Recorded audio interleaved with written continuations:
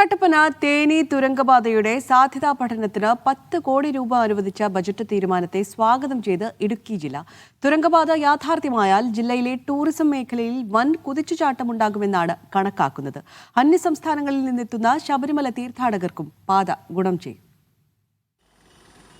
കട്ടപ്പനയിൽ നിന്ന് തേനിയിലേക്ക് ഭൂഗർഭപാത നിർമ്മിച്ചാൽ 12 കിലോമീറ്റർ കൊണ്ട് കമ്പത്തെത്തിച്ചേരാൻ കഴിയുമെന്നാണ് നിലവിലെ സാധ്യതാ പഠനം. ഇപ്പോൾ റോഡ് മാർഗം 40 കിലോമീറ്ററാണ്. വയനാട്ടിൽ ഇപ്പോൾ നിർമ്മിക്കുന്ന തുരങ്കപാതയുടെ മാതൃകയിൽ കട്ടപ്പന കമ്പം പാത നിർമ്മിക്കാനായാൽ ഹൈറേഞ്ചിന്റെ വികസന സാധ്യതകൾ വൻതോതിൽ ഉയരും. തമിഴ്നാട്ടിൽ നിന്നെത്തുന്ന വിനോദസഞ്ചാരികൾക്കും ശബരിമല തീർത്ഥാടകർ ഉൾപ്പെടെയുള്ളവർക്കും യാത്ര എളുപ്പമാകും. 100 മീറ്ററിന് 2.25 മീറ്ററിന് ചെരിവോടെ നമുക്ക് ഈ തുരങ്കം യാഥാർത്ഥ്യമാക്കാൻ സാധിക്കും.